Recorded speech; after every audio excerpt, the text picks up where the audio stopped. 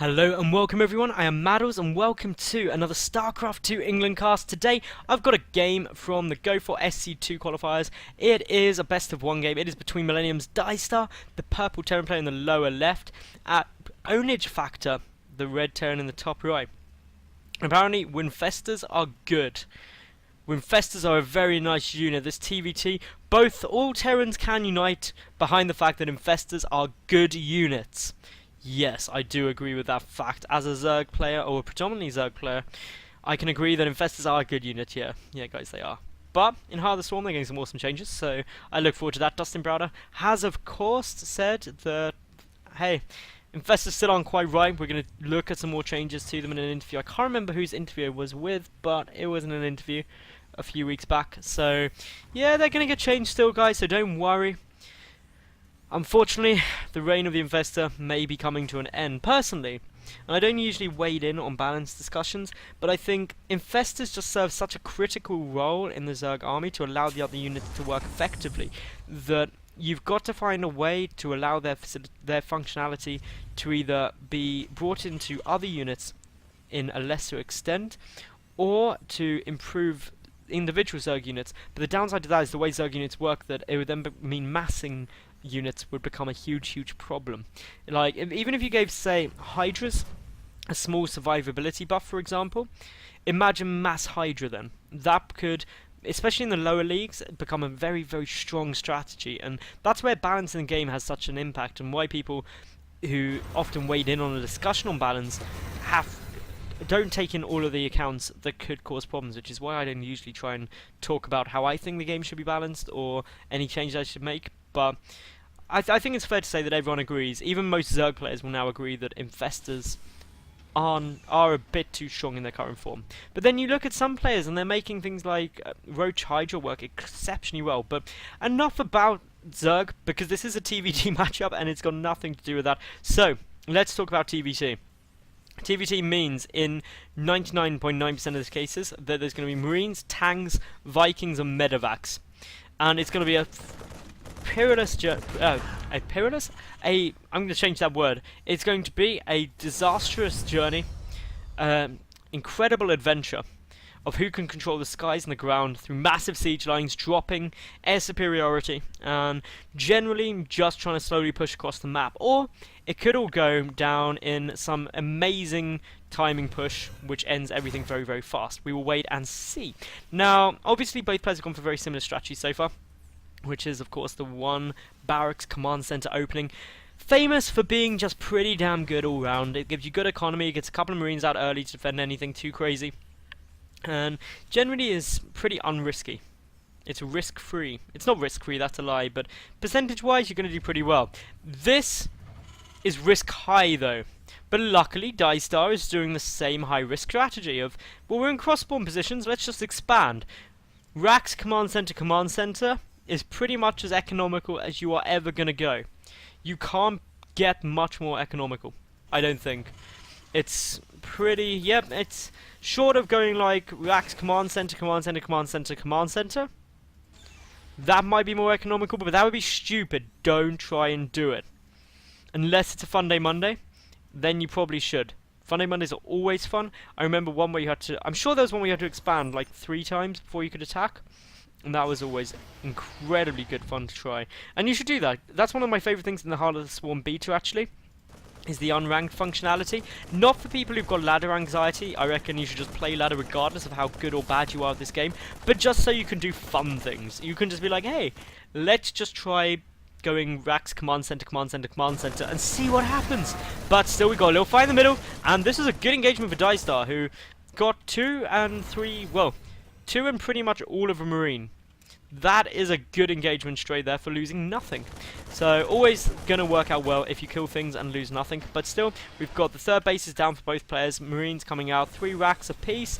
4th rack's on the way for DieStar, who's got his double gas up, of course, there for OwnageFactor. And OwnageFactor is now just starting his own tech lab. It's a bit behind that of DieStar's, but that doesn't matter too much. The supply count hugely in DieStar's favour, though.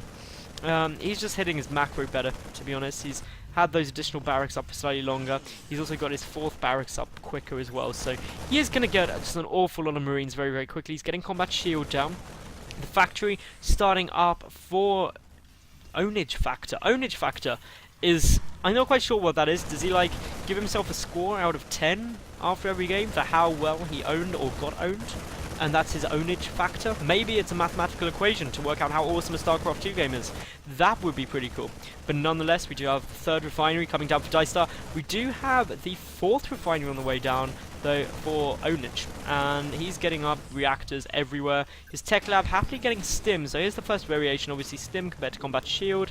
Fairly normal variation you tend to see. And obviously, this is going to mean that if DieStar decides just to go and kill him, at the critical time when Combat Shield finishes up, he's going to be in a nice little position because he's going to be able to do big, big damage. Meanwhile, though, we do, of course, have the Starport factory on its way, so no tanks as of yet. Just medevacs are going to be in store, and medevacs are, of course, going to make the infantry oh so much stronger.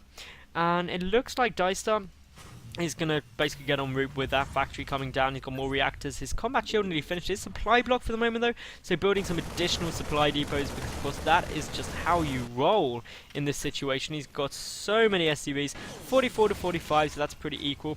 Army supplies wise, 25 to 16. So that does put DieStar in a bit of advantage. He's happily cleaning up everything that's going down. We've also got the 4th and 5th gas on its way for DieStar. Meanwhile, we've got just 4 gas at the moment for OwnageFactor, who's getting his 1-1 upgrades. The 1-1 upgrades also on their way down for DieStar. They're actually at very similar times, only about 20 seconds between them. So that in itself is good news. It means both players are going to be upgrading pretty equally. Still, though, both players being pretty defensive. Good scans coming off for good scans for DieStar. No scans really for OwnageFactor though. So he's pretty blind in what is going on. Obviously, we see here that DieStar does know about this base. Apparently, he got a scan off there. No, he couldn't have done. How did he see that mule? I'm not quite sure. But still, he knows a good idea of what's here. He knows that that's there. He doesn't know about the starport yet. But that's fine. He's moving across the map with quite a few units, though. So OwnageFactor is going to have to be pretty careful, because otherwise he's going to lose quite a lot, and he's going to get owned by a pretty big factor. Did I just make that terrible pun? I think I did, but it's all cool, because you're all going to forgive me. And you're also all going to like this video, because you like this game, right? You like it? Then like the video. It's supporting content makers. Go like all of the casters' videos. Like all the videos, definitely. I should make that into a meme. Also leave a cool comment, because I need to know, guys. Do you like tournament matchups, best of 1s, best of 3s, best of 5s, ladder games?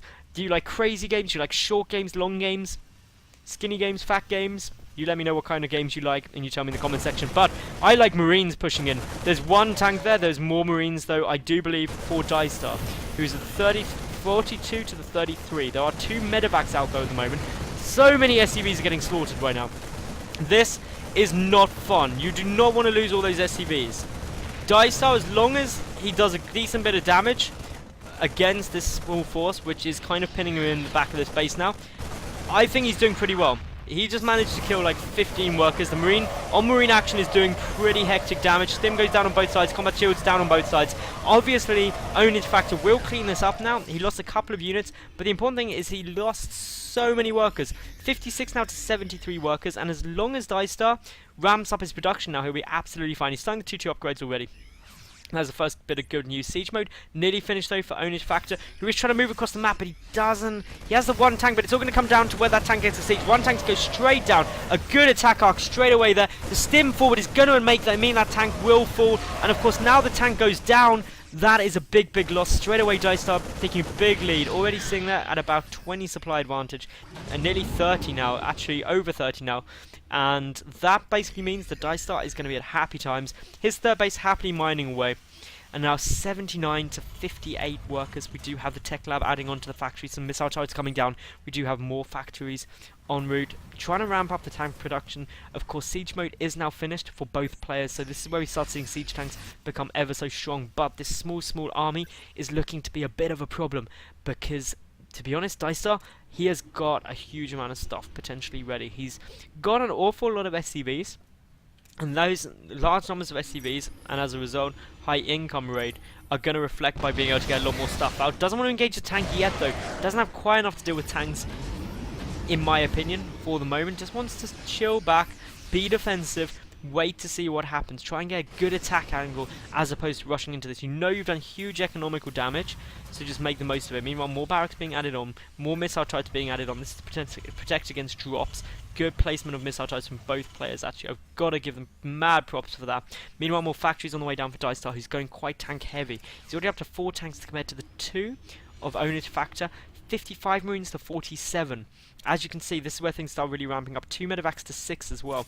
This is where everything becomes very, very important. A stim forward. Are we going to see the tanks get focused? The answer is yes. One goes down very, very quickly. The tanks for DieStar not even sieging though. So that is really just about going balls to the wall, trying to be as aggressive as possible. And to be honest, DieStar is in an amazing spot right now. He can just push through fairly solidly, picks off another tank straight away. He does have the 2-2 upgrades to the 1-1, and there's the GG, well played.